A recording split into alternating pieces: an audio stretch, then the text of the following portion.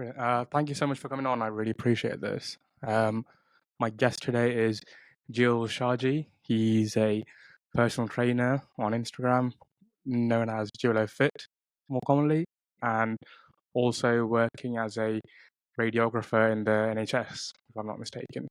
Yeah, that's correct. Yeah, recently just graduated. Well, technically, just finished all the exams and then gone into working straight in. Just awaiting my registration now, to be fair. Okay. How have you found it working in the NHS, like recently? Well, post-pandemic, it's never gone, is it? It's been hectic, just with staff shortages, as well as yeah, just a lot of backlog from COVID as well had to be filled. So I'm in the radiology department, so it's not Okay. as bad as the actual care part. But after I completed my sports science degree, I did work in the care department as a job. I worked as an HCA for a bit as well, and yeah, as I was saying, so I did my sports science degree. Then before deciding if I wanted to do masters, I was going to go into physiotherapy. I waited for a bit, and that's Okay. when COVID was going on. And then I decided during that waiting period, I worked as a HCA band two. Um, and obviously, while doing that, I was still a PT on furlough Okay. in a gym. And during that period, I saw the worst of the COVID. This was 2021, I believe, summer 2021 summer. Um, yeah, I saw the worst of it. Nurses, man, they get the hard work. They're literally a lot of respect to them. They have to work so hard, and they get blamed by the patient's family, the patients, the people above. Like if things don't go their way, and they have to work so hard for very little as well in terms of money as well. Yeah. So I saw the worst of it, and yeah, that they get much worse than any other allied profession. Don't get me wrong, like the job is great, it's very rewarding.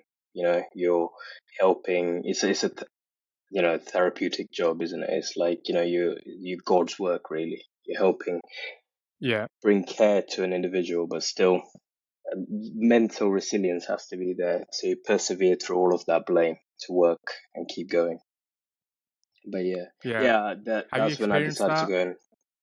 I did. Yeah, as especially when you're working as an HCA as well, band two, that's literally the bottom of the letter. Like you get the lowest amount of respect, and you can have patients, family, it's all at the end of the day frustration, isn't it? That they're Yeah. experiencing within the system, and then they just want to blame it on someone. And if you're there, obviously, it might be a bad day for you. It's bad luck, innit? You just get the worst of it. And yeah, I have experienced it. Yeah. But again, that's given with any job, isn't it? Like you get anyone that's at the top or anyone with power, they will always, blame So or how point did you fingers.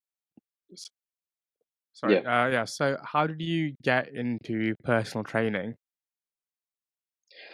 So during my A levels, back when I was 17, 18, I got my level two gym instructing qualification, through college. And then I worked in gym.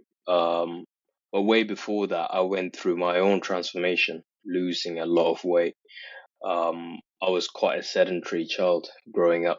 Uh, I didn't play much sports, so I gained a lot of weight and then lost the weight, and then obviously found the passion in exercise, fitness, and whatnot, which led me to doing that level two, along with my other A levels. The other like chemistry, physics, and all that kind of stuff. And then I did sports science degree because I wanted to go and do physiotherapy originally. Okay. And with the A levels I had at that time, I could only do that route of doing it, which was sports science bachelor's degree for 3 years, and then 2 years master's integrated route. as a physiotherapist, Yeah.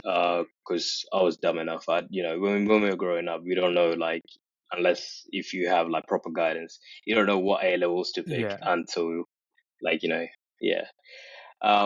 So yeah, I did that, and then when I did sports science degree, second year of my uni, they were offering personal training qualification, with a company called Okay. Sideways 8. They were very good, actually.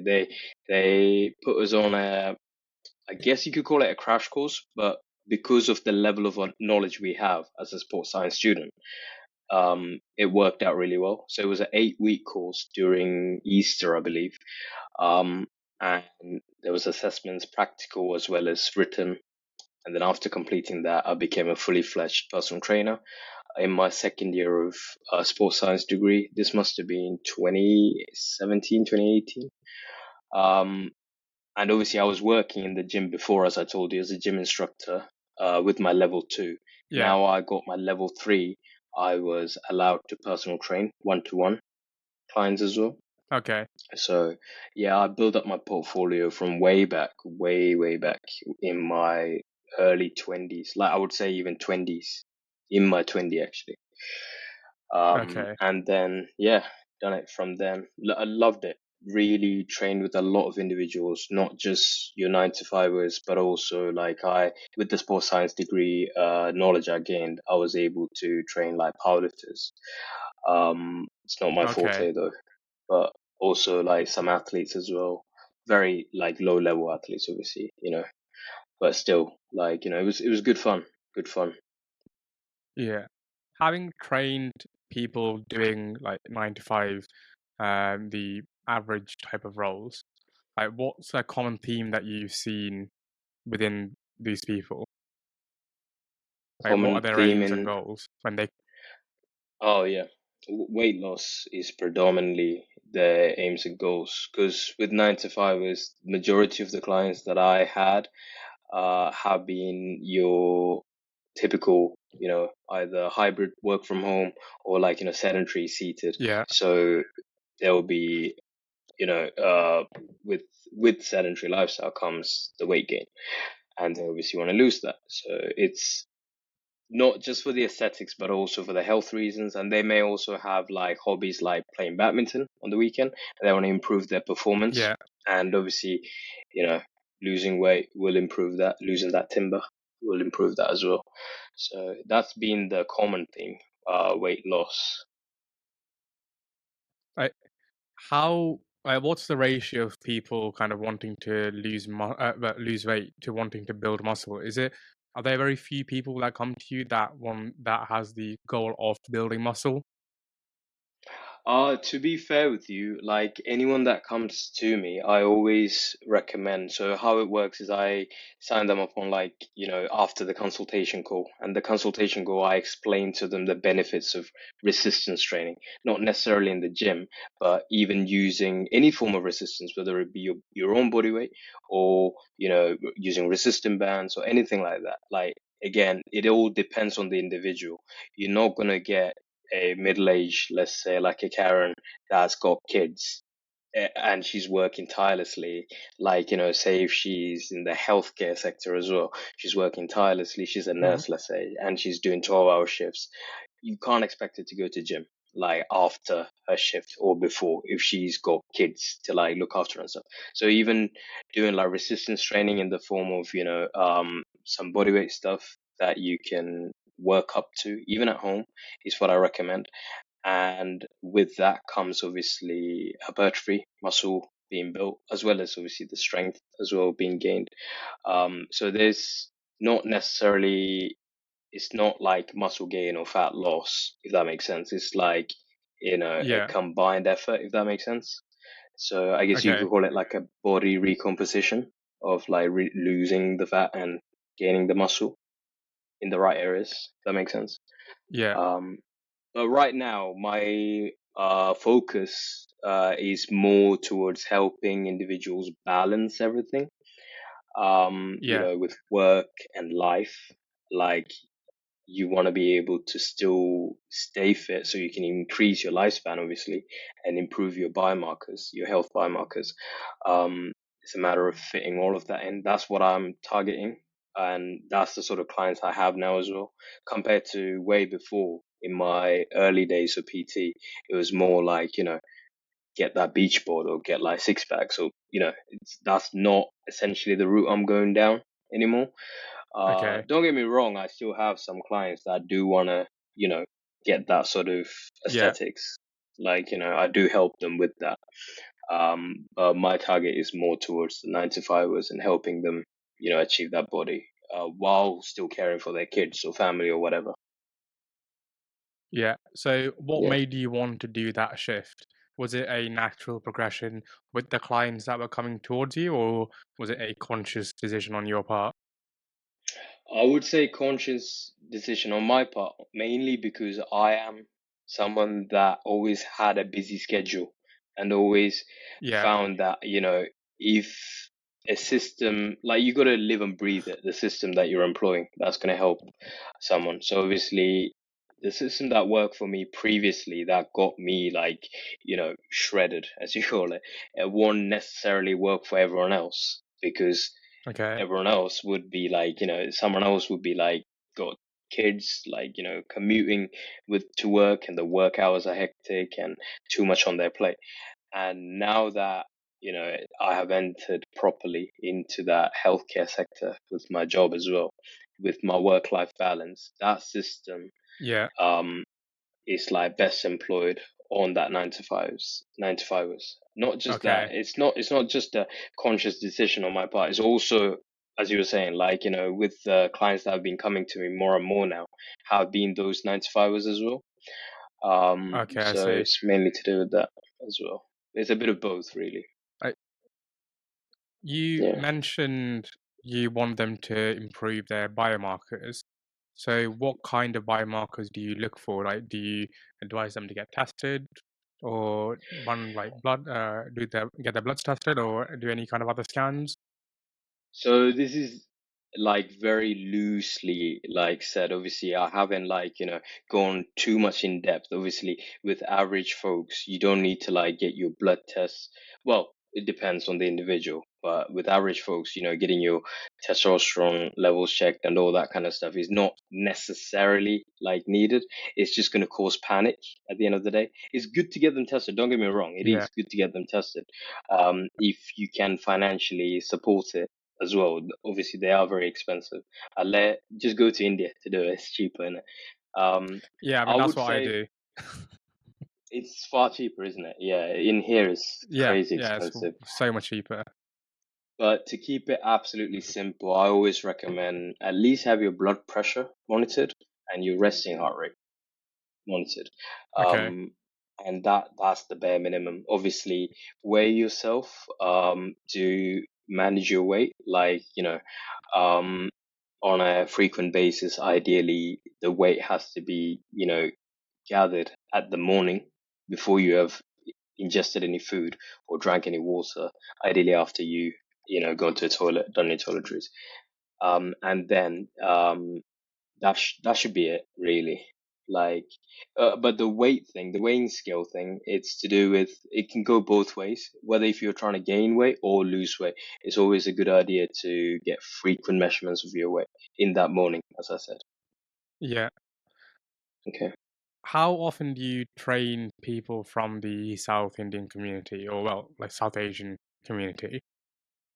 Within my online coaching, like now, yeah. Yeah. Yeah, yeah. Now is predominantly South Asians. I would say like 80 to 90% of my clients in the past Yeah. and the present have been South Asians.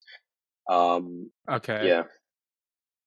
So, like, when it comes to training people from, let's just say Indian like backgrounds, obviously diet plays a huge role in um, their goals and aims, right? And I think you could probably kind of agree with me when I say this. Like, the diet that we're exposed to when we're growing up is extremely bad, right? To for want of a better word, like the macros are completely off. There's not that much importance placed on protein.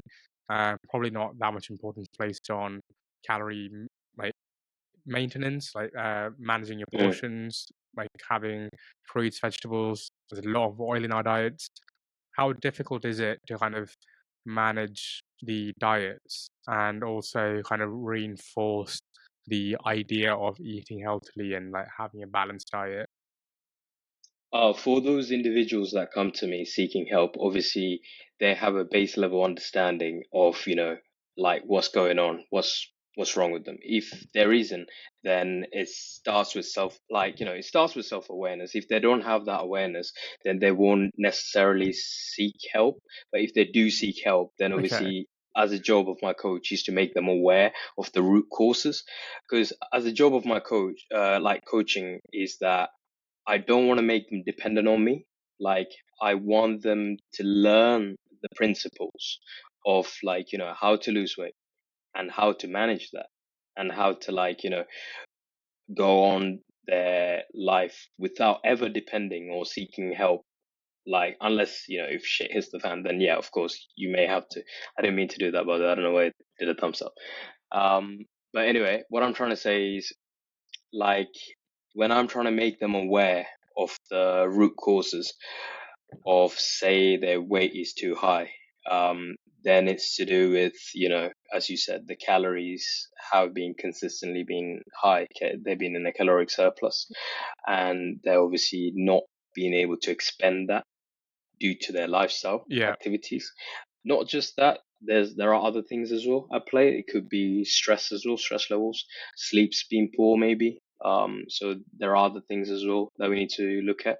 But most of the time, yeah, diet culture plays a huge part on them. And then with eating our traditional foods, I don't completely say like, cut it out completely. I don't completely restrict that when they come to me. I do recommend that they try and incorporate a little bit, and I do try and help with the plating side of things as well. I'm sure you've seen so many times on Yeah. social media as well when it comes to plating our food. Try and fill up majority of the plate with your veg side, the lean meats, and then the starchy carbs comes after. Very small percentage of that, just for the taste. Yeah. And I truly believe a diet that you can stick to should be a sustainable one. And in order for it to be a sustainable one, and for you to continuously keep dropping weight and maintaining it, you need to still enjoy these tasty foods. You can't completely neglect it or cut it out. Yeah. So I do help with that side of things. And with the coaching side, obviously, I'll provide all my information through my app, which comes with recipes that are easy to make as well. And within the recipes, I've Yeah. been trying to experiment, creating recipes that are essentially like a fusion style, where we're using some of our own traditional foods but making it lower calorie. Um, so things like Okay. reducing oil, using more higher protein source meats, cooking Yeah. styles as well, and that's been really helping with some of our clients.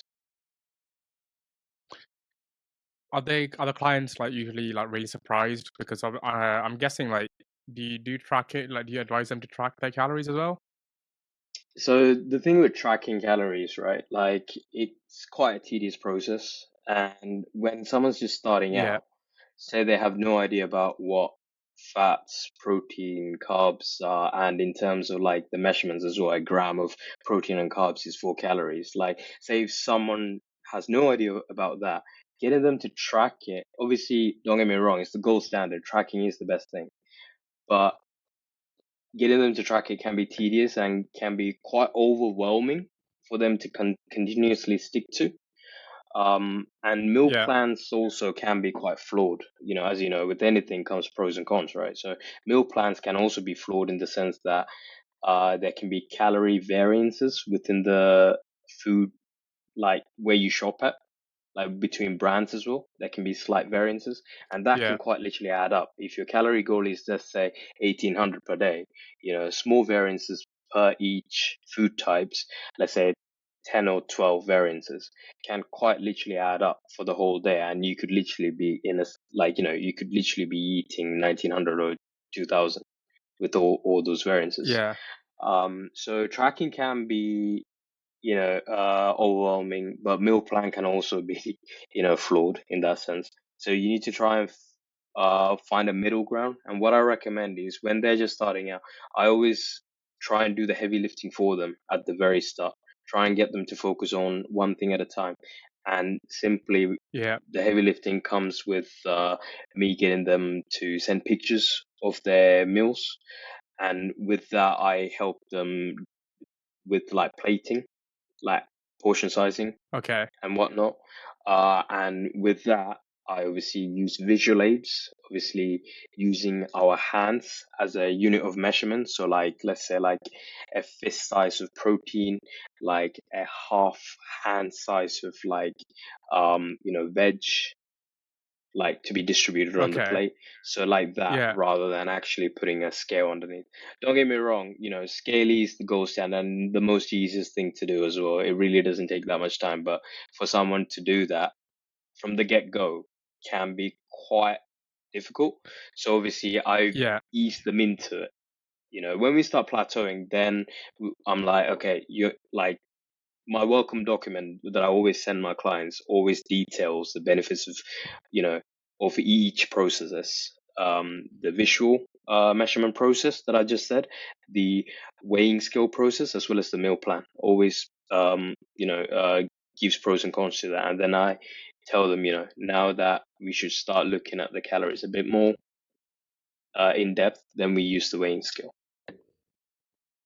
Yeah, I think for me, tracking was like a big thing, and the Mm. first time I properly started doing it, I think I decided I was going to track everything I ate. There's a work event I went to, and I think in that one event had about 3,000 calories, just Well, like over the course of the event. And okay. it was just like small things like sandwiches, like maybe spring rolls, and like all of those things added up to a significant amount, and I was completely shocked by Mm, mm, how quickly that can kind of just go out of control. So, like to me, it yeah, makes a lot of sense.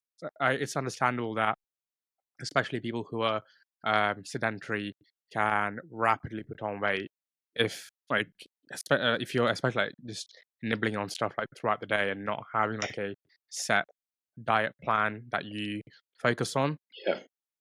Yeah, 100%. Like, I you can, mm, go on.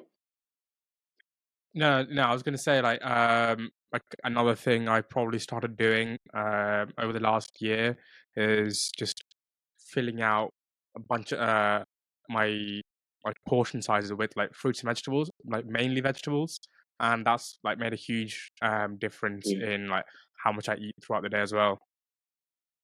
Yeah, it does do. Like, it's all about bulking up your meals with the veg, and if you got that, we can always have a dessert after our meal. Like we always have that. Well, it depends on the sweet tooth or savory person you are. But I personally am a sweet tooth person, and when I'm on a specific sort of like fat loss, like that I want to like get really lean for, I tend to just like, after my meal, have my fruits. Like that's a non-negotiable thing that I have. But in regards to like tracking calories, like, did you use MyFitnessPal? Is it? Yeah, yeah, I use MyFitnessPal. Like to me, like in the paid version is completely worth it. It's a no-brainer. Yeah, yeah, it is handy. I used to live and breathe like using that. I had like something like 300-day streak back in my early like starting out and everything. It's good. It's good. Yeah, I mean, like, I don't use it as much anymore because now I've got like a rough idea of how much I eat and like what I need to Mm, eat, and my diet tends to stay pretty same. In terms of like nice, the protein I'll have is normally like eggs, chicken, and beef. I nice, might vary from the straight from that sometimes, but it's normally quite consistent, and I have, yeah, I guess I also have like a lot of fish, so sardines, mackerel, tuna, um, and like there's a lot of vegetables that I try and consume, and it's normally the starches that can vary. So it can be rice, pasta, um, and like again, like with portion sizes, I tend to go protein, vegetables, and then the carbs to nice. try and when I fill my plate up, like you said, and that's made like a huge difference to me. Yeah, in terms of weight maintenance, people, that right there is a great tip, to be fair. Right there. Filling up your plate with majority veg and then your lean meats and then going for the tasty carbs selection. But in terms of the veg, like how do you normally cook? Like, do you cook it? Do you have it like, is it like a salad form or? So I do both. I cook a lot of my vegetables. I sometimes like get those pack salads and make a small dressing with like a bit of olive oil and vinegar, maybe some mustard. And it's quite. Nice. I try and keep it as simple as possible. And I've recently got into like pickling vegetables, and Mm, I tend to have that as well. And nice. I'm getting a lot more into trying out fermented foods. To kind of Nice. just Yeah. probably like play around a bit more. But like kind of coming well, I guess this would come into nutrition. What's your thoughts on the current like boom that you're seeing in high protein like foods that you see in the supermarket? So you've got pretty much high protein everything now. You got high protein yogurts, chocolate. I literally saw a chocolate bar which said high protein like on Yeah. it the other day. Do you think that's a good thing overall, or do you think there's going to be like some major consequences down the line that we're just like not aware of? What in regards to what overeating protein like damages to your body? Is that what Not you're trying to? overeating protein. It's more along the lines of it's heavily processed food, right? Yeah, And yeah, I would argue that one of the main goals when you try and like shift um, your diet into a healthy diet should be to yeah, consume as much whole food as possible. And 100%. this is kind of going in the opposite direction. Like, it's don't get me wrong. I'm sure having like higher protein food is better than having more starchy food or more like sugar heavy food, but it's still kind of missing the point, right?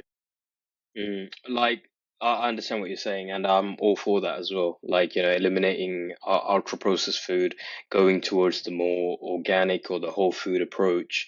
Great for the gut. I've been experimenting with myself, when it comes to like improving gut biomes and improving digestion and stuff.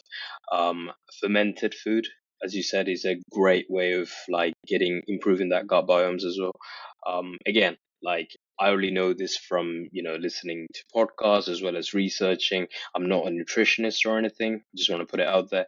But my opinion when it comes to leading a healthy life, right? There's a difference between leading a like healthy life and say if you want to lose a lot of weight very quickly in a short period of time. Yeah, I'll explain on that. So obviously, leading a healthy life, of course, go down the route that we just said, eating organic whole foods, eliminating as much as you can of ultra processed food.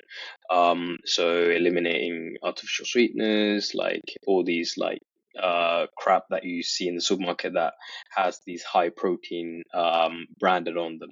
And actually, when you look at the back of the package, even though they claim to be high protein, okay, maybe they are slightly higher in protein than their actual, like, um, original product, but they're not yeah, necessarily high in protein.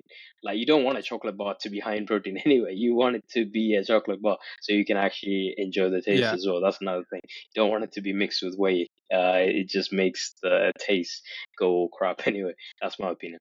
But when it comes to losing weight, uh, obviously we know that we need to be in a caloric deficit, and eating whole foods and losing weight, it is possible. It's much more of a sustainable and better for you as well. It reduces the chance of you potentially getting any cancer. Again, there's so many like studies like contradicting one another.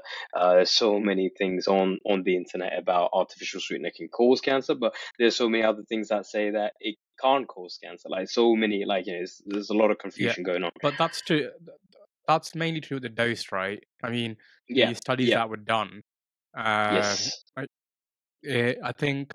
Don't quote me on this, I could be completely wrong, but the equivalent of it was something like you had to have like 30 to 100 cans of like Diet Coke a Mm, day to if you wanted the equivalent amount of whatever the rats consumed. And also it yeah, was a study done in rats, right? rats, But exactly. I Yeah, would yeah. say that if you're having like 30 cans of Coke a day, you've got a bunch of other problems that you should be worried about. Exactly. Exactly that. Yeah. Um, I think media markets them as like very bad, obviously, and they don't highlight how the study was conducted or what. Yeah. So as you rightly said, yeah, you got some serious issues going if you're having like 30 cans a day. Um, but obviously, yeah, in terms of trying to lose weight, being in a caloric deficit, onto that topic, I was just saying. Say if you were someone that likes their biscuits in the evening and you want to lose weight, but you don't want to cut it out completely. Obviously, there are alternatives to that. Like, for example, Oreos comes with Oreo thins, and they're far less in calories. You can still enjoy the taste of that and fit it Yeah. with your calories and macros and still lose weight and still enjoy the taste of those snacks, which makes Hmm. for a more sustainable and a consistent process of losing the weight to begin with.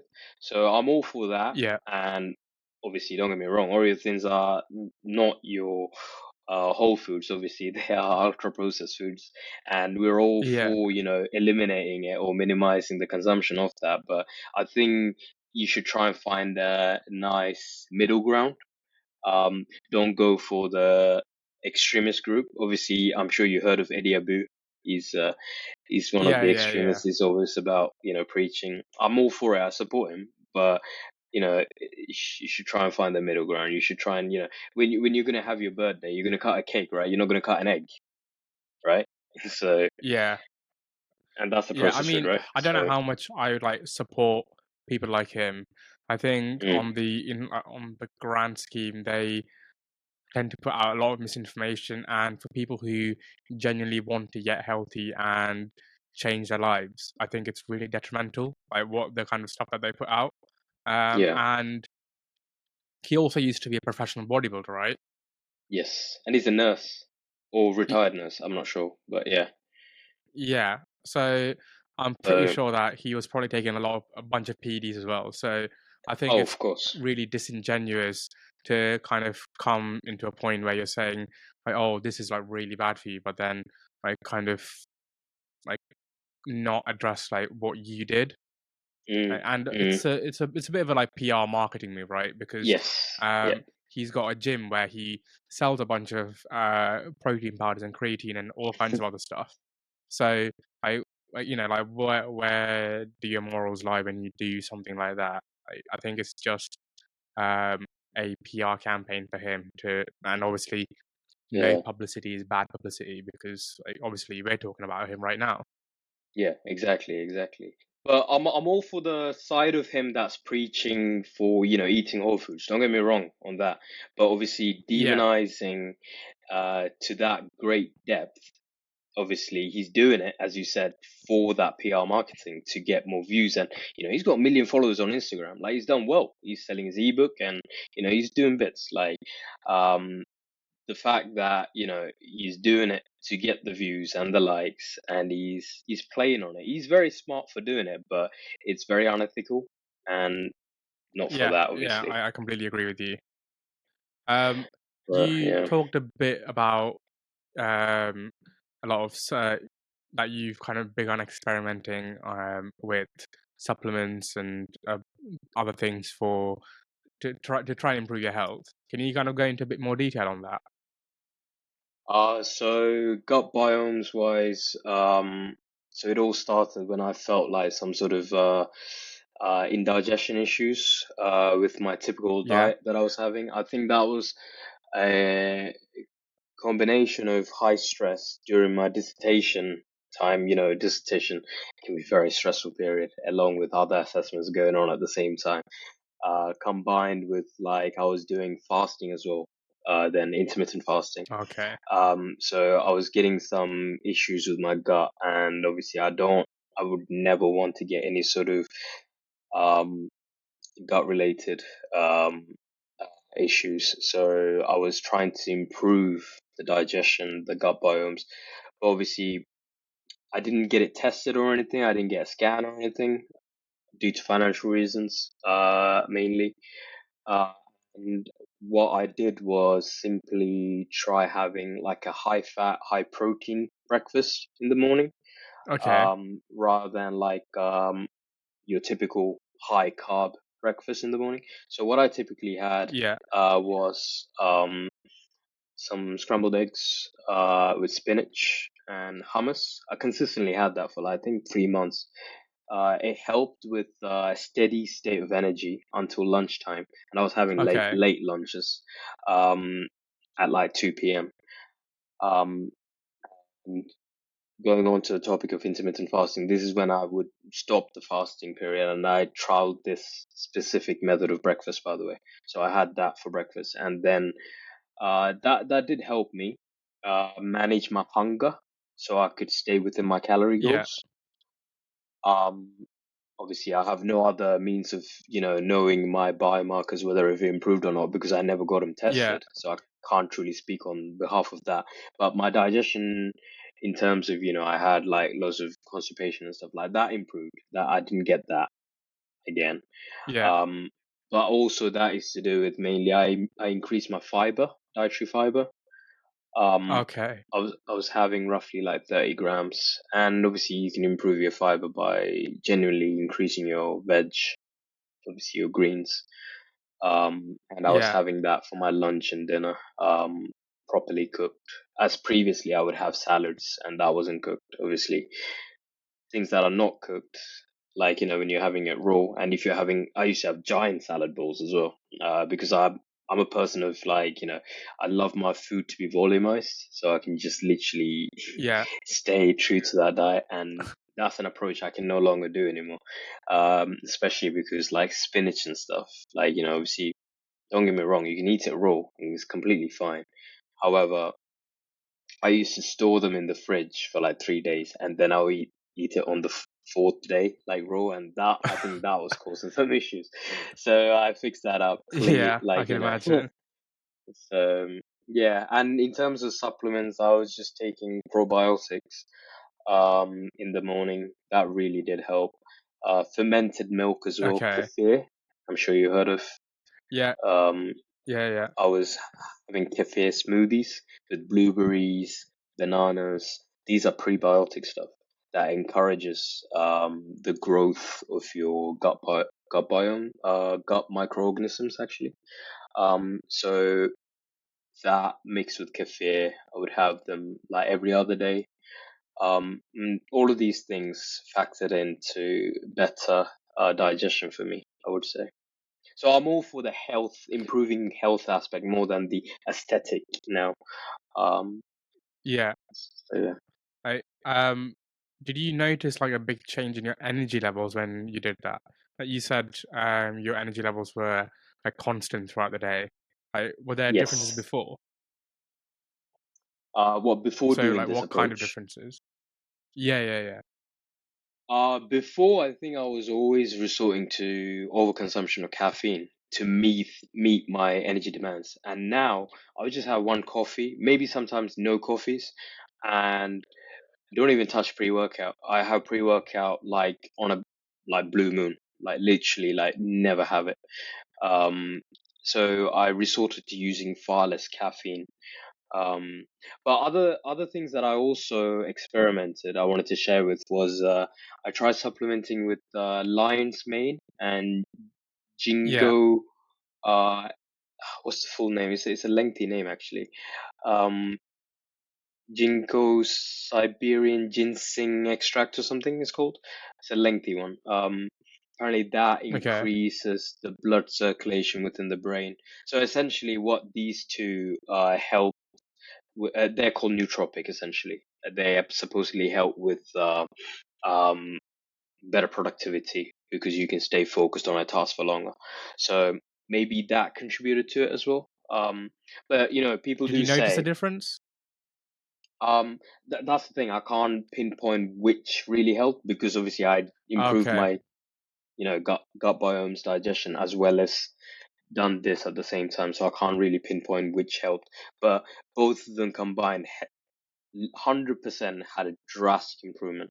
And by the way, you shouldn't do, obviously, you should definitely improve your gut, but supplementing with nootropics and stuff, you shouldn't go to that as a first resort without improving your fundamentals like sleep and, getting proper sunlight exposure, getting your movement up and, Yeah, getting enough protein a day. Like those are the fundamentals. They're the pillars. You shouldn't try and, you know, overlook those and then jump to supplements. That's never a good idea.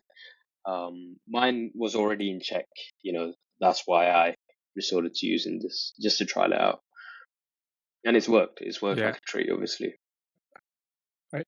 Did you notice a big improvement in your sleep when you cut out a lot of the caffeine? Oh yeah, massive, massive. Before I would, finish placement at 5, go to gym straight after. I'll finish the rest of the coffee I would have in my giant, I think 500 milliliter flask, and that was my pre-workout. It was crazy. And then I'll train, and then I'll come home, and I'm still wired on the caffeine, but I'm hella tired. So I could literally Yeah. lie down, but I wouldn't fall asleep straight away. But the biggest improvement was obviously cutting that caffeine out, still being able to train. Hmm. Don't get me wrong, I'm still hella tired when I'm training, so I have to make sure I'm hydrated and all these things. But while I'm training, got to get the best playlist. Yeah, that makes a huge difference when training. Improves the energy right away. And then after training, coming home, doing a bit of light work or consuming my dinner, when I lie down to sleep, I can almost immediately fall asleep without any sleep aids. Like I'm good to go. So this has been very helpful. Yeah, that's one thing that majorly affected me. I mean, I still have coffee, like Mm, maybe like one maybe 2 cups a day, but okay.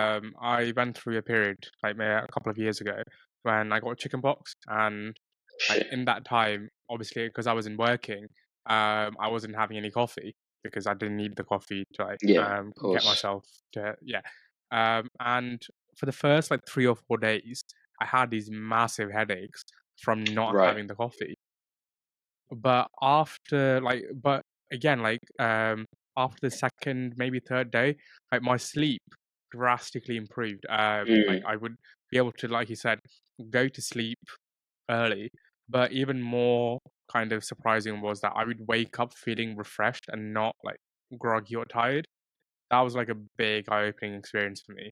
And ever since that, I've made it a point to not overconsume caffeine by any stretch. I mean, obviously, if nice. there's deadlines or anything like that, then like you've got to do what you've got to do. But for Yeah, the kind of vast majority, like I completely cut caffeine out. Like yeah, like you said, pre-workout, I completely stopped taking it. It would be a once in a blue moon type of thing. If there's like a really heavy workout, then I might take it. But apart from that, I stopped taking pre-workout, and like the caffeine thing has been a huge game changer for my sleep. that's really good, man. That's really good. Yeah, caffeine has a half-life of what is it, 6 hours, and that generally means whatever amount you consume. Say you consume a can of Monster, those white monsters have 140 milligrams of caffeine. Half of that is still in your system, even after 6 hours. And that is the equivalent of, having a double espresso before you go to sleep. Save that when it comes to that half life, you're going to sleep at that time. You wouldn't drink a double espresso before you go to sleep. You literally be still wired. You still be lying down. So it's not a great idea consuming pre-workout if you are training past 5 p.m.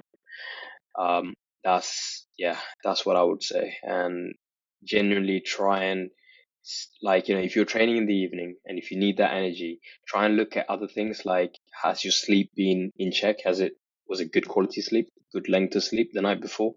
Are you well hydrated? Have you had a nice pre-workout meal, like ideally 2 hours before? When I say good pre-workout meal with carbs and protein, not fats, and then you Yeah. should be good to go. Really. Do you track your sleep or at all, or Oh man, I used to. I used to, as I said, I used to track my calories. I used to track my sleep. I used this app called Sleep Cycle. Again, for financial reasons, I didn't look into comprehensive things like the Aura Ring or wearable device. I just used the app, and this app was good. It uses your sensors within yeah? your phone. Have you heard of it? Sleep Cycle. Okay. I've heard of it. I just used my watch. Like I Nice. wear it like all the time, and like you can like always kind of tell like when you've had like a good night's sleep or when the sleep's Yeah. been horrible, because sometimes I'd sleep like 8 hours and I'd wake Mm, up feeling horrible, and then I'll check my um sleep, and then it'll be like I really got like 40 or 30 minutes of like deep sleep. But mm. I sometimes I might only sleep for like 5.5 hours or 6 hours, but I'd wake up feeling like refreshed and completely fine. And check my sleep, Mm. and I've got like an hour and a half or like an hour and a quarter of deep sleep. And I think the deep sleep time is what's kind of crucial, at least for me. Like from when Mm. I've tracked it, I feel like that's what makes a huge difference. Okay.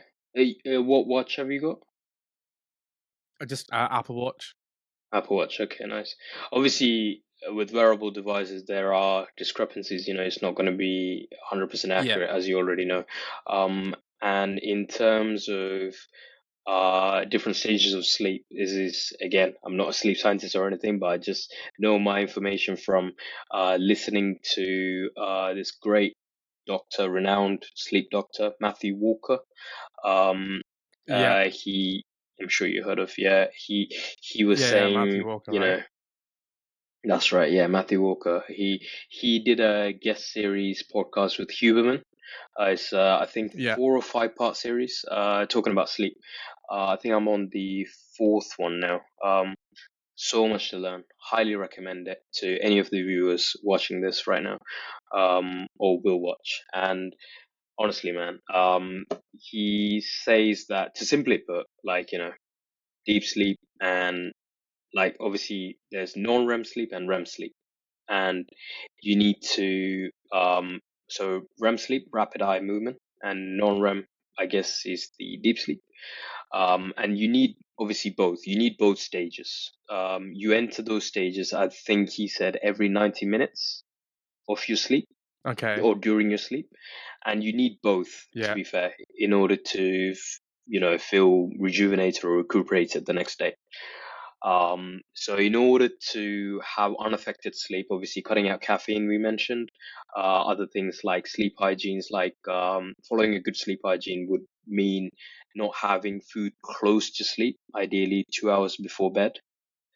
Obviously growing up, we never did that. I think my family and I always No. had, food at 10 and go to bed straight after Yeah, prayer I or think something. I think it's one of the same for like everyone, like within like Mm. the Indian, like especially the Malu community. Like, I don't think having a having dinner at like 6 or 7 is like a Yeah, normal thing. I think it'd be completely it's not. strange to have it at that time. Mm. Yeah, I think growing up, yeah, we would look at, like, my mom and dad's, like, co-workers, like they're having it at 6 or 7, and my mom and dad would say that, oh, look at them, and then we were enjoying our meal, watching something, and then at 10, so that probably wasn't a great thing. But yeah, in terms of sleep hygienes, like, food to be placed 2 hours before, then other things Yeah. like the morning, like Huberman always goes on about this, exposing your eyes, your retina, to sunlight, within the waking hours, within the first 2 waking hours he mentions, I believe. And that's not through the window, but actually, if you got the luxury, go outside and get the sunlight with a gentle stroll. Yeah. And that's not always possible in UK. Um, but even a cloudy No, it's day definitely not. is still good. Even a cloudy day is still good, he says. Yeah. And that can help start the day off right.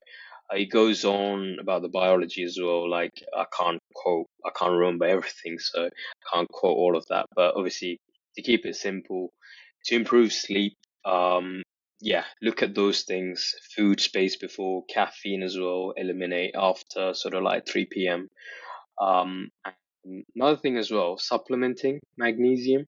That's really helped me. Yeah, Magnesium bisglycinate. It's really helped me with improving sleep. Um, yeah. so yeah, Have you tried but glycine oh, I have. Yeah, I have tried for your glycine. sleep? I honestly haven't seen any noticeable difference. I have tried it before. Okay. So yeah, have you? Have you tried it? Uh, yeah, I've tried it, and I did notice like differences, but again, obviously, like there's so many things that affect it. I didn't Mm, test it out for long enough to kind of get a proper like idea of whether that was what was affecting it. But mm, I do feel like whenever I did try it, I did have like noticeable like improvements in my sleep. nice, nice. I found But like a concoction of everything compiled into what's known as a sleep stack. Again, I'm not sponsored by them or anything, but like it's from a website called Supplement Needs. I got it as a bundle. okay, Sleep Stack is the name of the product with magnesium bisglycinate. I would have that half an hour before sleep on an empty stomach. Obviously, I had my meal at 6 or whatever, and then I would have the best night's sleep. But again, I only resorted to using that the night before, like day of, a crazy day, a hectic day.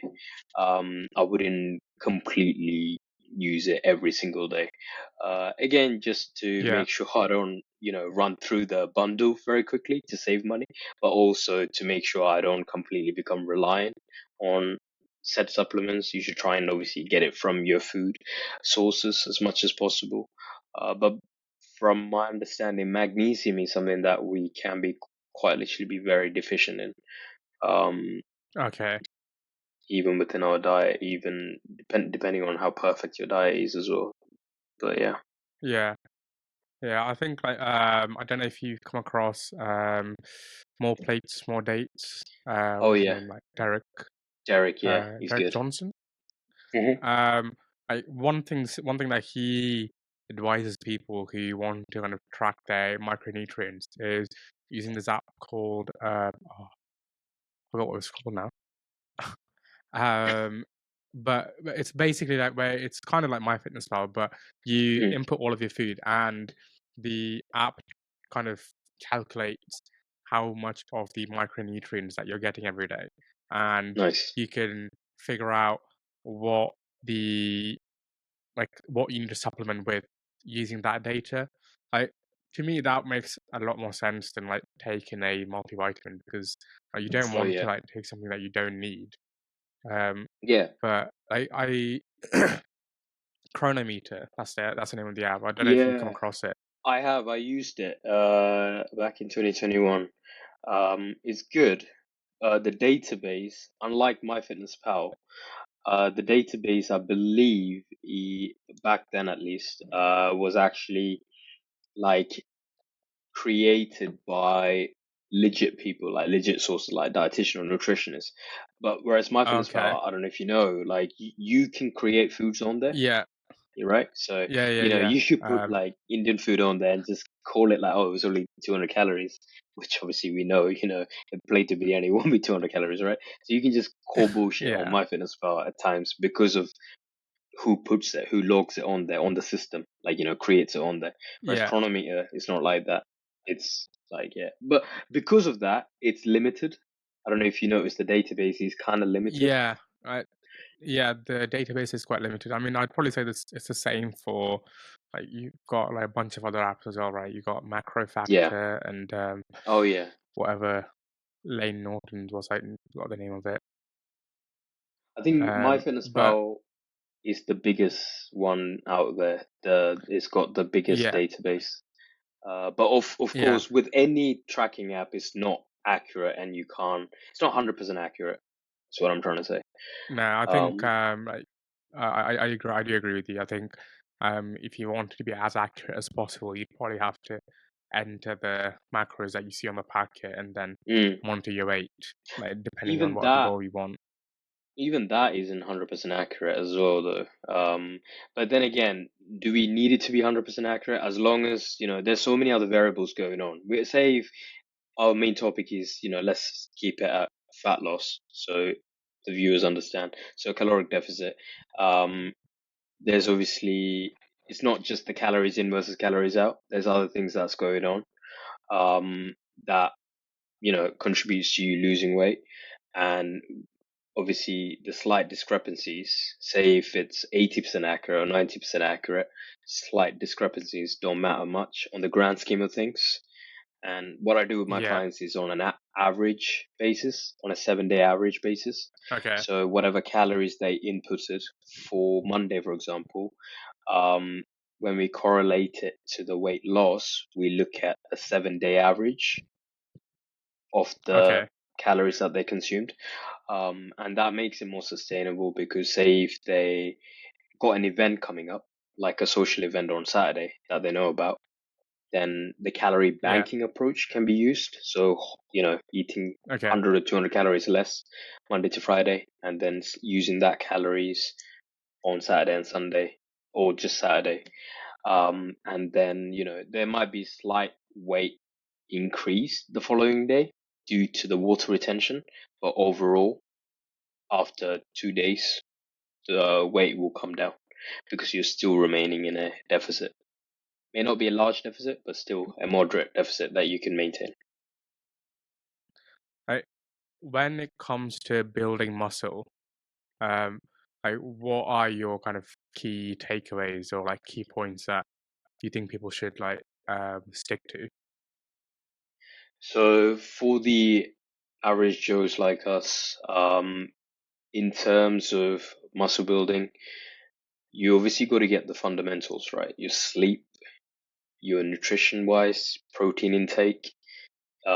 There's so much like what is the right protein on the internet, right? But generally speaking, zero point 0.8 grams to 1.2 grams of protein per pound of body weight is a good start to go with. And that becomes more important on a calorie deficit, hitting your protein Yeah. intake. But when you're on a Why is surplus, that? so in terms of muscle retention, you want to retain your muscle when you're on a deficit. You don't want to lose Okay. it. And obviously, if you're keeping the protein up high, you will generally tend to retain the muscle. Again, this is what worked anecdotally for me and from a few papers that I read as well. So that's why I'm saying that. But obviously, when it comes to retention of muscles, there are other things as well at play. It's not just the nutrition side of things as well. That's another thing altogether. But yeah, in terms of calorie surplus, keeping the calorie surplus just 200 calories, 150 to 200 above your maintenance to start off with. A slow gaining phase is much more better than our typical old school approach of dirty bulk. I'm sure you heard of. Never do that approach. You'll Yeah. be spending a lot of time trying to lose that fat. Um, during the cutting phase. And no one wants to be in a deficit for a long period of time. It's mentally draining. So the longer you can spend in a surplus I is the key thing I would say. With regards to structuring your workouts, what do you think people should be doing? So in terms of hitting muscle groups on like say like hit each muscle group 2 to 3 times a week, training to failure. Which of these do you think are the more important things that people should be doing? Again, nailing the basics, like understanding, like, certain exercises done this way to recruit that body part. If you can, definitely, like, in terms of movement, there's obviously the squat movement pattern. There's a hinge movement pattern. That's like the deadlift and stuff. Then there's Yeah, a pulling movement pattern for the back. Then there's the push movement pattern. And pretty much all the exercises come from these movement patterns. All different sorts of exercises comes from these principles or these movement patterns. So mastering them is what they should focus on. Mastering each thing. For example, squats, right? barbell back squats, free weight exercise. Not everyone can do it perfectly with good depth. That could be a result of potentially poor ankle mobility, poor hip mobility. If they are spending 10 hours a day sitting at desk working, they're IT based, their hamstrings Yeah. and hip flexors could be tight, so they can't get that depth. So, you know, addressing that, actually seeking advice from a professional that knows how to address that, improve that, is a great time efficient way of doing it. But obviously there are things on internet that you can do to, if you're financially limited, you can look at, there's a great page, Squat University. He talks about how to improve, the squat mechanics and stuff. If you've got the time, learn that and then instill it yourself. And then, yeah, it's all about improving the technique of each exercise first, and it should be split Yeah. from there. And then after that, you should consider training to failure or any sort of intensity methods. Because imagine if the pyramid, when it was built, if the foundations weren't strong, it would come crumbling down, right? So if the technique was poor to begin with, and you're loading up 140 kg on the squat, like, man, you're gonna break your back quite easily. So, Yeah. Uh, so after like getting those fundamentals right, is mm. that when you kind of progress your clients onto more different like intensity levels, like training to failure? So obviously it depends on the individual that comes to me. Say if they never Yeah. stepped foot in the gym before, then obviously I would assess them. Because I'm all about doing online now and I don't work one to one. Before, when done one to one, I would do a functional movement screening to test how functional they are. It's a set of, or a series of tests that I get them to do to see their mobility and flexibility. And if they obviously got a high score, or if they got a low score in certain things. Cool. I was asking you Yeah. about building muscle and like in terms of like the workouts, how that gets structured for like maximum results. Because for me, one huge thing I noticed like last year was training to failure. I'd never like really pushed myself that much. Mm, mm. So like I had a operation and I was bedridden for about 6 weeks, and I was not in a Jeez. position where I could like go to gym for like about 2 3 Yeah. months, and but as a result, I like ballooned up quite Mm, significantly, and I got myself on a pretty strict plan, yeah. and like started doing it. And in terms of actually building muscle while losing fat, the Mm, biggest change was like pushing myself to failure because I was mm, like doing weights which I I'd never done before, even though I'd been working out constantly for about like the last 4 years or so. mm. No, that's good. I mean, training to failure has its benefits. As you rightly said, the intensity of effort or getting close to failure, training to failure, that comes under the bracket when I say intensity of effort. So the more you push yourself, um, obviously, the more fatigue you accumulate. And if that fatigue builds up too much, this is where a deload is to be taken a lot sooner. Okay. For average individuals like us, we don't necessarily need to plan deloads because our body will react and tell us when it needs to take deload. And there's always going to be life events that will come up spontaneously that will force us to take time off from gym. In your case, because you had time off from gym, and you spend 3 months out of gym, right? Is that what you said? You didn't train Y- yeah, yeah, for like 3 to 4 months out of gym. 3 to 4 months, yeah. Yeah, So what essentially happened when you body recombed is because you already had that muscle before, like muscle memory, I'm sure you heard of, is yeah, essentially what happened. So I wouldn't directly put it to training to failure. So I'm sure you heard of, there's two camps. There's the training to failure camp and there's the reps in reserve camp. Um, yeah. so There are wonderful ambassadors of both camps that you can find on Instagram, Yeah. YouTube, social media, that talks about all these things. And in terms of my approach, when I set up my clients that are similar to me in terms of scheduling, busy professionals, um, obviously, I acclimatize them depending on the level they're at, right? If they're a complete beginner, training to failure Yeah. is not even recommended because you need to master the technique. But if they're more intermediate, my level kind of thing, then I would recommend training close to failure um, on certain movements. So movements dictate whether if you should train to failure, is what I believe.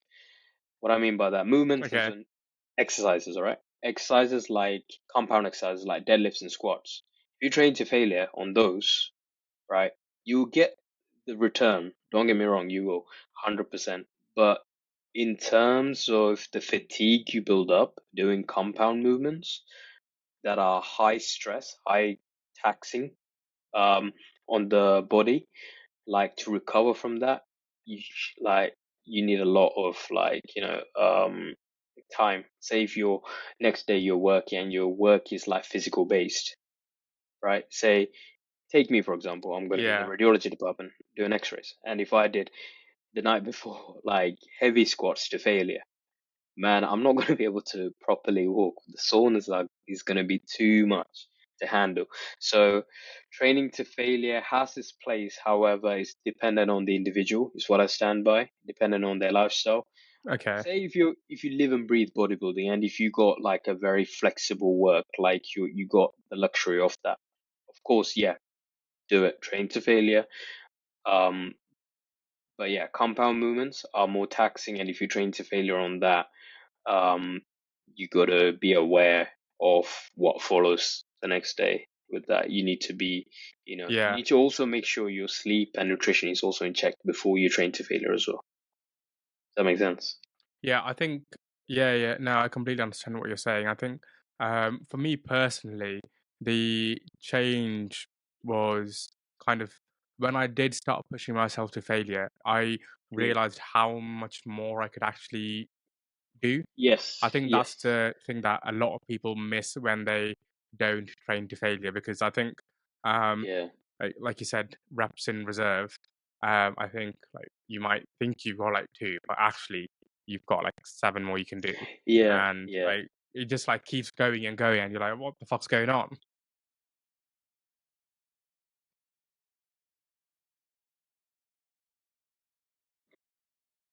Hello, bro. Yeah, yeah. Hold on. Just went off. Yeah, my laptop's connected to my. Yeah, sorry, a call came and it completely cut off. But you were saying Okay, no, like it's fine. with training to failure, like yes, I think training to failure and reps in reserve should only be like properly looked into the more like experienced you are as a lifter. Like Yeah, understanding okay. reps in reserve, how much reps you have in reserve comes down to the experience level, right? You need to know what is Yeah, failure to know what is reps in reserve as well. Does that make sense? Like you need to know, yeah, yeah. right? And to get to that level, from a very young age, I started weight training from age 17, I think. And from a very young age, I always pushed myself, but also understood when I should go up in weight. And when I went up in weight, I would always micro load. Those small plates that you see in the gyms, the 1.25 kg, those were my best friends. Yeah. So the way I went up in weight, progressive overload, the way I used that principle was once I mastered a rep, like a rep range for the given working sets. So, for example, if I was doing bench press and say if I started on 50 kg and then my rep range and sets, say hypothetically, is three sets of 8 to 10. Once I got three sets Hmm. of 10 reps at 50 kg is when I would go up to 52.5. And when I do Yeah. 52.5, I would aim to do three sets of 8. Okay. Okay. And then I'll go up like that. And then I done this from a very young age. And because I done that sort of training, I instilled that sort of um, like I would call it a sensible like progressive overload. Um, I kind of withheld myself from ever getting any injuries. I made consistent results. But don't get me wrong, like there's been life events that stopped me from completely weight training, not injury related, other things altogether. Maybe sometimes the love for training. Like during my second year of uni, I didn't actually do much weight training. I did consistently road cycling. I was doing crazy distances, and I was doing more a concurrent style training where I did like more Okay. cardio and just waits for Okay. like the strength and conditioning aspect of it. So obviously, Yeah. lost size and strength when I did that, but never got, touch wood, even now to this day, I haven't got like injury from doing the exercise. It's always been maybe other things that led to it. And I think it's partially Yeah. because I done it that way when it comes to progressive overload. And what I wanted to say was, that is one of the key things I would say when you're trying to build muscle, finding a progressive overload, sensible progressive overload approach that you can follow that will consistently allow you to get stronger at the gym while being in a caloric surplus, while making sure you have 7 to 9 hours of good quality sleep, and that makes for an ideal scenario for gaining muscle. But we Yeah. don't live in an ideal world. This is another thing as well. And sometimes you may not have the perfect sleep. Sometimes go to your family member's house and you stay there for the weekend, and you might be served like, 4 grams of protein per meal, which is not ideal, but these things happen. Yeah. Yeah, I think like recently, like when I was in India, that was like a Yeah. complete like I always knew it, like, but obviously because at that time I was still doing my like weight loss and I was tracking everything like really meticulously. The difficulty in being able to kind of hit the protein goals like was just insane. Mm, And that was even with like all of the preparation I'd done because I knew that it would be difficult. So I'd taken like, a bunch of protein bars and stuff that I had bought, which I had with me. I'd taken that mm. with me and I'd kind of planned as much as I could. But even then, I was astounded by how difficult it is to actually fulfill the minimum protein goals, like you said, like zero point 0.8 8 grams per pound. And then it kind of just made me realize how like much of like the country's mindset towards like health and Mm. fitness is kind of warped because obviously the diet that you eat, like really carb heavy diets, which is probably needed back in the day when your grandparents and great grandparents like working Yeah. like as farmers in the fields Farmers. and stuff. But Yeah. you don't, Yeah. yeah, like you don't need that anymore. No. And yeah, it was just like really shocking to me, and I kind of realized that obviously like in terms of like a health and fitness mindset, like there's a lot that needs to change. It's changing though. It is changing. Like in supermarkets now in India, you can get like lean sources of meat, but lean sources of like produce as well. But when I went to India last time, I always go to the gym. I always sign up for a gym membership, and they always told me like when it comes to the cutting, like they always found it difficult compared to like obviously if you're in a European country, we have access to cheap producers that are high in protein, like that are lean sources compared to India. Yeah, And their way of like doing a diet would be to like like have very limited like plating. Like so, like portion control is the best thing you can do. Obviously, in caloric deficit, that literally means you have to eat less than what you burn. So, in order to yeah, do that, you can simply do portion control, but the issue with the food that we consume within our culture, if you portion control, might not be high filling when you portion control that due to low fiber and, as you rightly said, sometimes low protein as well. So there's certain modifications you need to do with the plate itself. Um, so like take let's say, what's your favorite meal? What's your favorite like Indian food? Gotta be chicken biryani or like well lamb biryani, I guess. Yeah, come on. Yeah, same. I would say with chicken biryani, yeah, the way you cook it is the prime thing you have to do to make it suitable for someone that needs to lose weight. So obviously using ideally no ghee or like no like oils or whatever like that will fatten it. The rice, it's not as filling compared to obviously if you had like veg in it. Like, so you will have Yeah. to rewrite the recipe a little bit. Like, you might have to essentially add more veg. I know this goes against the traditional like recipe approach, but Yeah. you know what I'm trying to say. Like, what I found worked is when I combined jollof rice um Mm-hmm. with the biryani approach, like jollof rice as the actual rice bedding, and then like the meat marinated like biryani. Like that worked really well. The Mm-hmm. flavors combined was really nice. Um, and I obviously added more veg as well on the side in terms of like salad, minimized on the rice portions, and that allowed me to like consume my favorite foods while trying to lose weight. But as you were saying, when it comes to trying to lose weight when you're in India, that's not your home like where you predominantly stay. So the environment makes a difference Yeah. because you're not used to the types of food and stuff.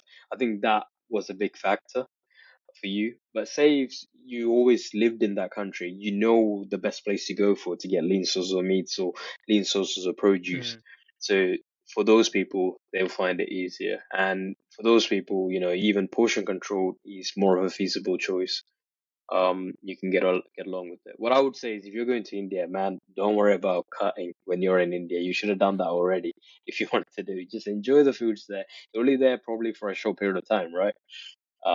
So just be on a Yeah. maintenance, um, get your steps up, like, and do all that things and enjoy the foods when you're there.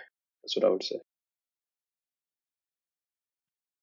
What are your kind of thoughts on the supplement industry and obviously um, podcasting and like these fitness influencers, which are it's kind of like a rising trend, right?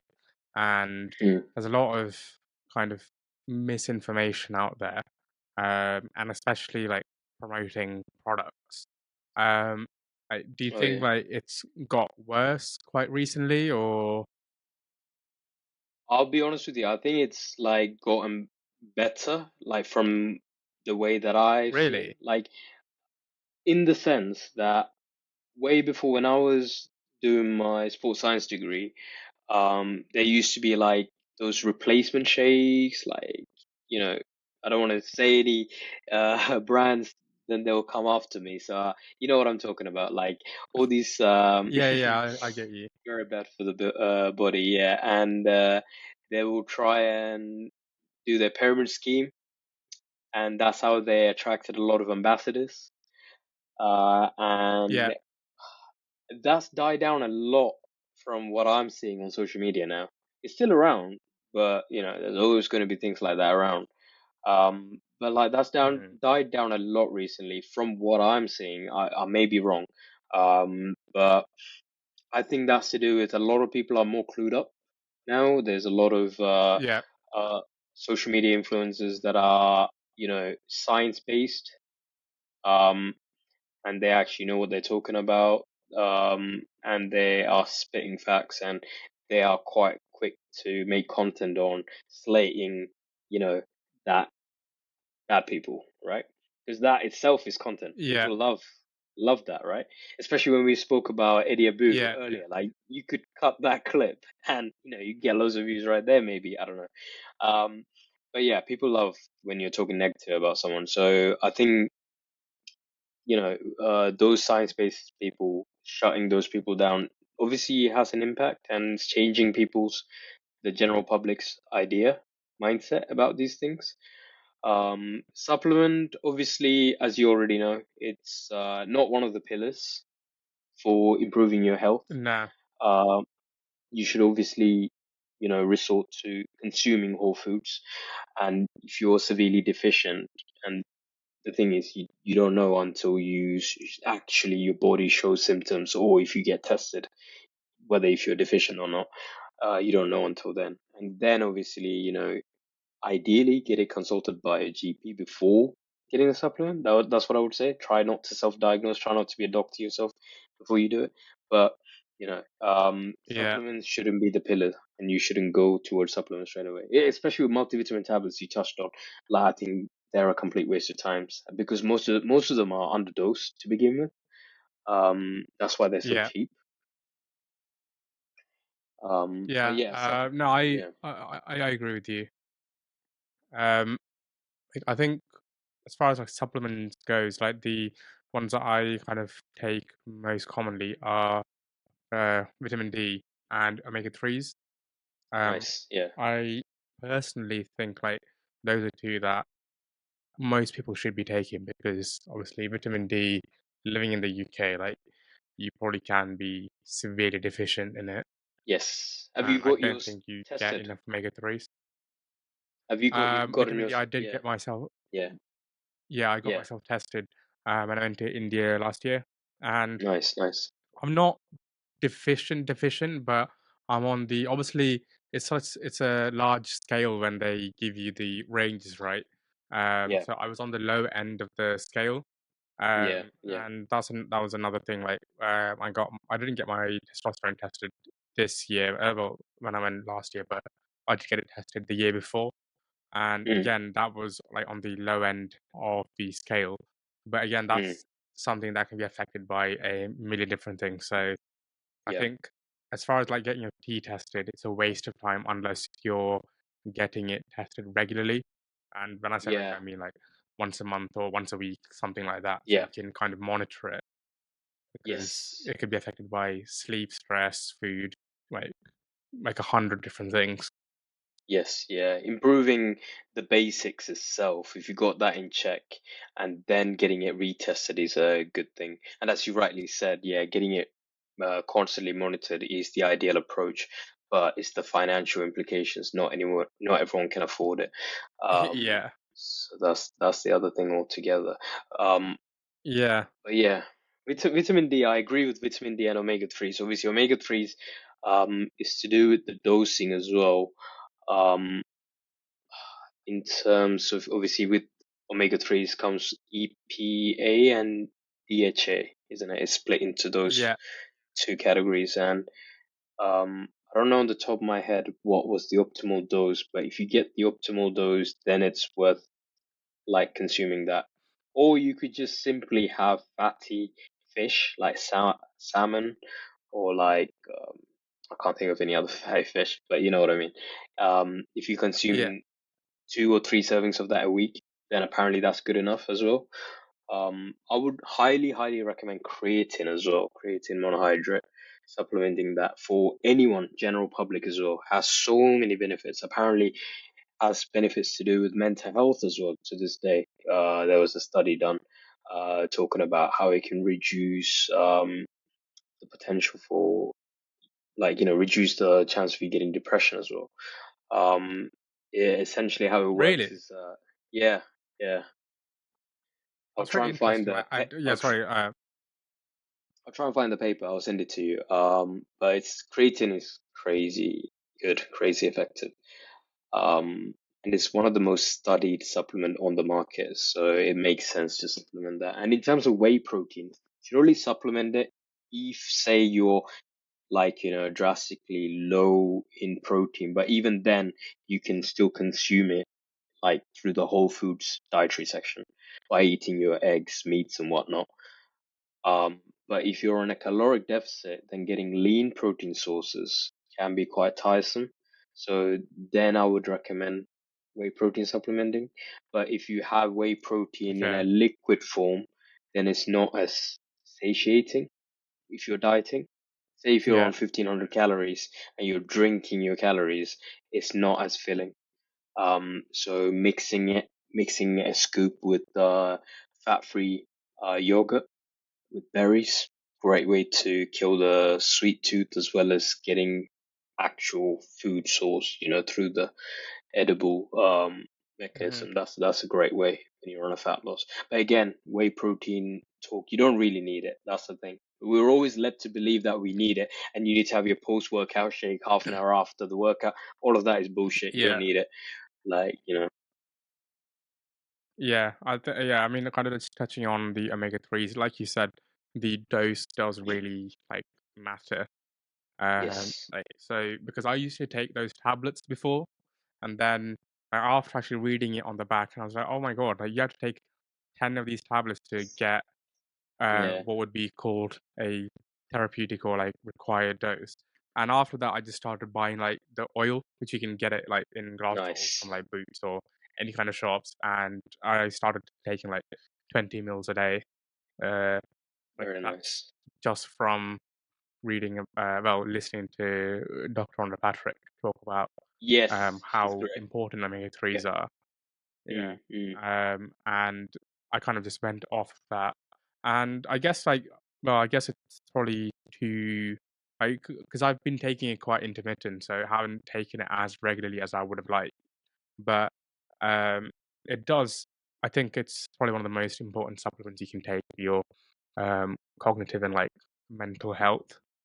Because, Oh, like you said 100%. about I agree. creatine, I think like she was talking about how um, it can help lower symptoms of depression, which Mm. it was just quite shocking to me. I didn't realize there were kind of benefits like that from omega threes.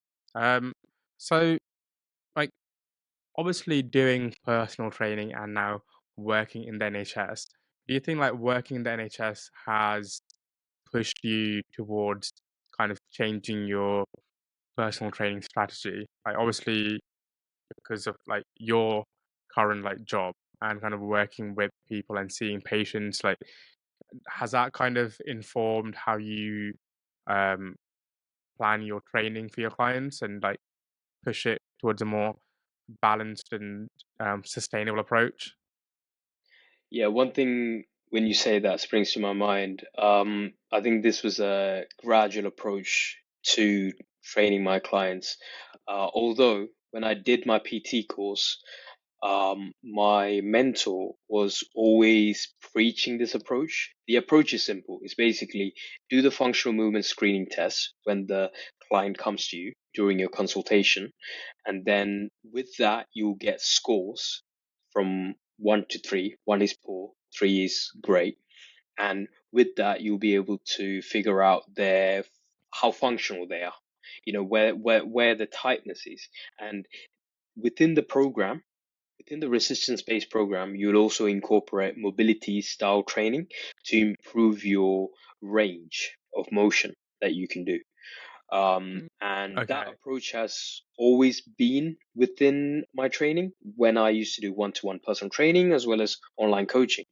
But now that I'm seeing in the radiology department when I work in A&E as well, seeing a lot of like fractures and sports related injuries come up. Obviously I want to minimize like anything like that happening to my clients that are also, doing sports and stuff. So I always incorporate a style of or exercises within the program that will, prevent injury. Like injury prevention has Yeah. always been around the background of my training, but it's even more focused now.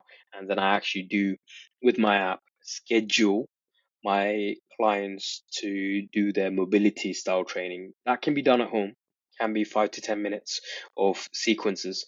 Okay. To simply put, mobility is kind of like stretches, moving stretches, right?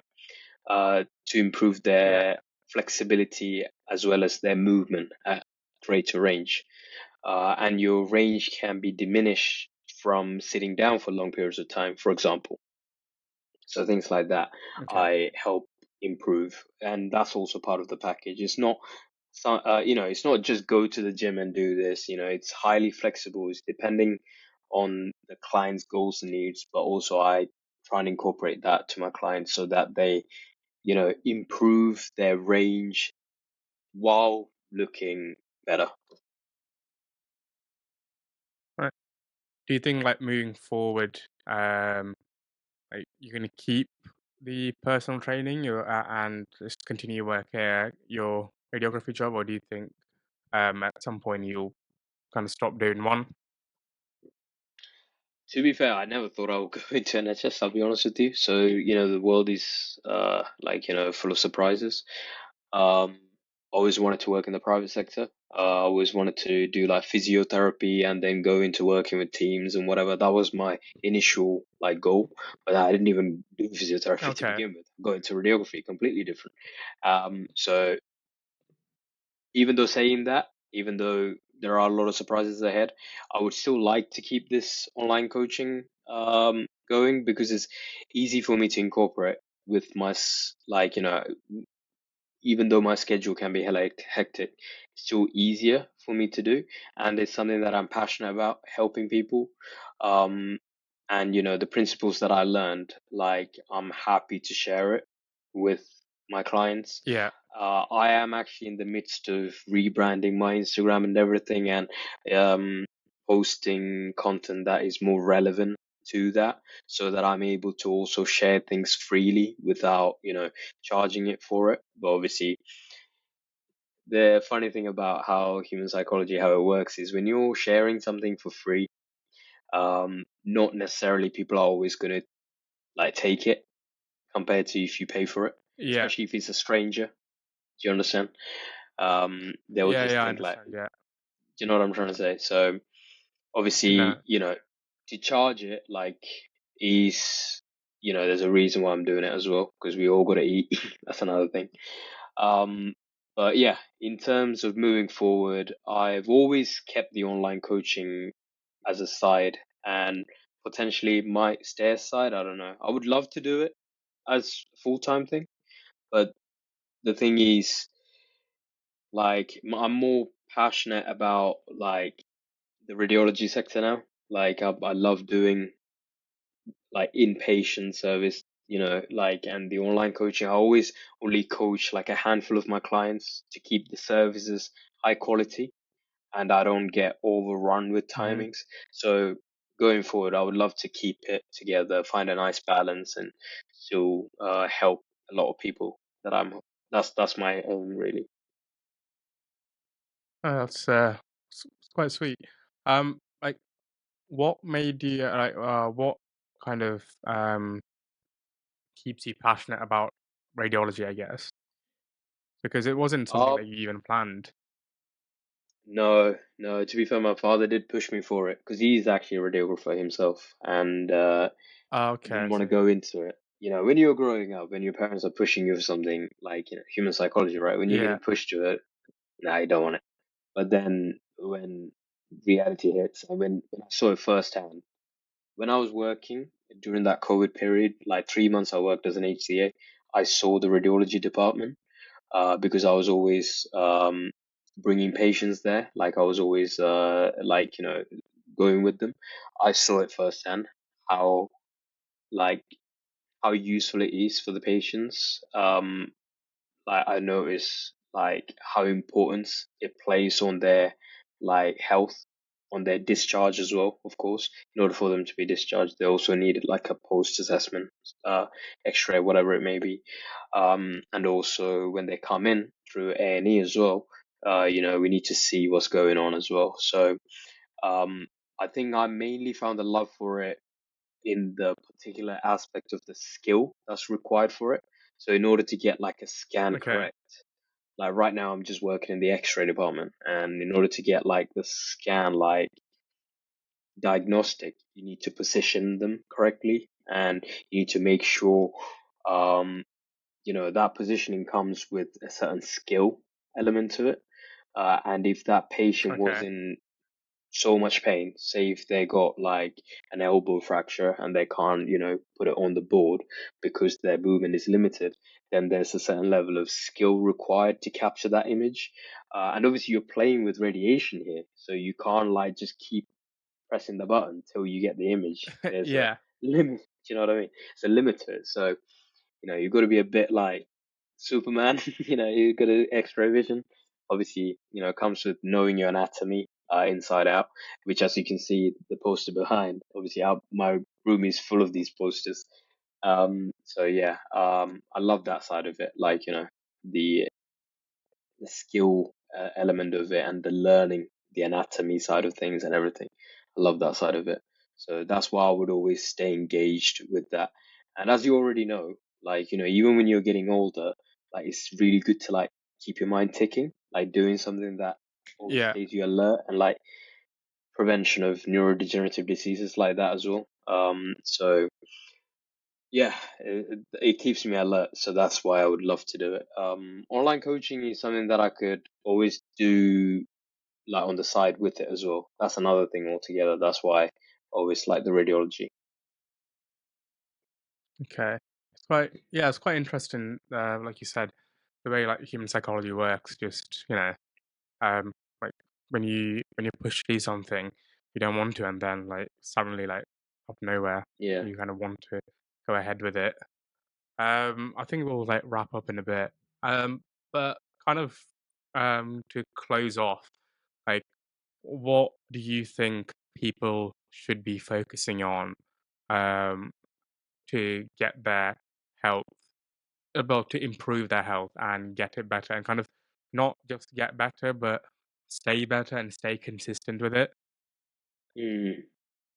I would say movement is medicine. Try and obviously move as much as you can. In terms of going for walks, it's very therapeutic. Walking in the nature. I love doing that on my days off as well. I would try and go to the nearest like park or whatever, just go for a walk, listening to podcasts. Um, Having a step goal, particularly per day, can help you like or hold you accountable to doing that set task of going outdoors. You don't always have to go outdoors to get your steps as well. Another thing, you could do it at the end of your gym session, do your treadmill. But say if you don't go gym, obviously having like a treadmill at home can help, especially in UK when the weather can be, you know, half the time can be very bad. So steps are important. Moving, generally, doing some form of resistance training, and you can literally do that 1 or 2 times a week if your schedule is very hectic. And that itself can give you a lot of benefits. The reward you get from just doing 1 to 2 times a week of just doing resistance training can give you a lot of health benefits. Um, that combined with eating whole foods, or but when I say whole foods, obviously, like, your potatoes, your veg, broccoli, peppers, all that kind of stuff, lean source of meats, your dairy, that's like, very minimally produced, ultra processed produced. So those kind of stuff, trying to incorporate that to majority of your diet. Like say, for example, 80% of your caloric intake coming from whole foods and 20% coming from your fun processed food, which will make for a more sustainable like dieting process. Um, those two alone will take you far. And then obviously, in order to recover, you need to get good night's sleep, good quality sleep. 7 to 9 hours is the recommended. But some days are not ideal. Sometimes you might be a little bit low. If you're a little bit low, napping helps. But napping wise, don't try and nap for too long because that can, have a domino effect. So the next day you feel like you have limited sleep because you had napped as well. So that kind of stuff as well. That's what I would say to That's, sum up. yeah, Yeah. that's quite good information. I think like it's quite a lot of you kind of touched on a lot of important topics that I think um people can definitely take away from this. But yeah, thank you for listening and thank you for coming on. I'd say like obviously like check out Jules' Instagram page and his fitness content on Juwel Fit Instagram, and also check out the podcast on Instagram, and when it comes out on YouTube as well. But thank you for listening, guys. Thank you so much.